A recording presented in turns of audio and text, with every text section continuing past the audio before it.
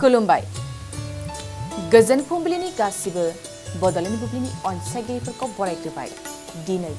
25 जुन रबिबारनि फान्जामुथिखौ फरायथिनो लादों बिरखां ब्रह्मआ फान्जामुथिनि गिबियाव दं मेष राशि नखर संसार जानायाव गोबां बिथिंनिफ्राय जिंगासिनाय फैगोन बिसि-फिसायनि गेजेराव फैगोन समखौ साननानै दुखु मोनगोन वृष राशि जायखिजाया खामानि मावनानै जाफुंसार जायोब्ला बेखौ लानानै गुबुना नोंथांखौ मेगन सागोन आरो दोहोन मोनजानो लुबैना सोफै खालामफैगोन मिथुन राशि दिनैनि साना नोंथांनि थाखाय जोबोदनो मोजां सान नोंथांनि गोबाव समनि फिथाइखौ मोनफुंनो हागौ धोन मोननायनि आसा दं कर्कट राशि दिनैनि सानाव नोंथाङा गुबुन जायगाफोराव बेरायनो सानदोंब्ला थाङैयानो मोजां मानोना बारहावाजों नोंथांनि मेगना गाज्रि जानायनि मिजिं दं सिंह राशि साननाय हनायफ्रा गोग्गो जागोन सोरबाफोर गोसो गाज्रि साननायफ्रा नोंथांखौ जेबो खहा खालामनो हानाय नङा कन्या राशि नाङा फाङा बाथ्राफोरखौ लानानै गोसोआव बायदि साननाय फैगोन एसे एनै बाथ्रानि थाखाय गोसोआव बोरनाय सोमजिगोन तुला राशि गावनि आंगोखौ लानानै सिमां सुजुगोन माबेबा मोनसे बाथ्रानि थाखाय आंगो लोगोनिफ्राय मदद मोननो गोबां आसा थागोन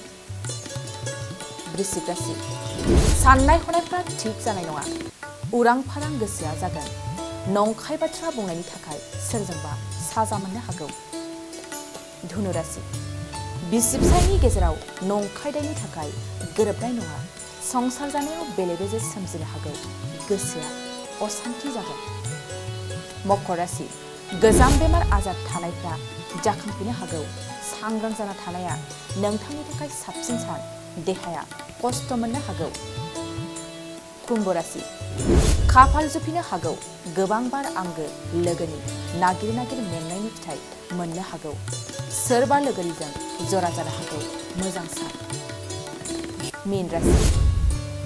गोसोनि हास्थायनाय थांखि मिजिंआ फैमाल जानो हागौ साननाय हनायफ्रा फेलें फारसे थांगोन सांग्रां जा दिनै सानसेनि राशि फरायथिनायाबो एसेनोसै आसा खालामो नोंथांनि दिनैनि साना मोजाङै मोजां थांगोन बेखौ बड'लेण्ड बुब्लि नखरनिफ्राय मिजिंथिबाय गोजोन्थों थाखो जिसेआव मुं थिसननो हांखुर जानाय फरायसाफोरनि थाखाय मोनसे गोनां फोसावथाय रौता नर्थ इस्ट पाब्लिक फरायसालिया नोंथांमोननो मोनसे गोजोनथाव खौरां लाबोदों CBSE जों गनायथि मोननाय रौतानि मुंदांखा नर्थ इस्ट पाब्लिक स्कुलाव दायो थाखो जिसेनि मुं थिसननाया सोलिगासिनो साइन्स आरो आर्ट्स मोन्नैबो स्ट्रिमनि थाखाय रौतानि नर्थ इस्ट पाब्लिक स्कुलाव मुं थिसननाया सोलिगासिनो बे फरायसालियाव थाखोनि फराफारि आयदा फोरोंथायजों लोगोसेयैनो JEE NEET CUET engineering medical entrance आनजादनि थाखाय उफ्रा फोरोंथायबो होनाय जायो बे फरायसालियाव बिजाब बाख्रि फरायसाफोरनि थाखाय हस्टेल आरो गेलेनाय मोसानाय बायदि केरिकुलार एक्टिभिटिसनि सुबिदा दं गोसो गुदुं फरायसाफोरा दिनैनो दानो नैबे मबाइल नम्बर 8638605769 नङाब्ला 9435184298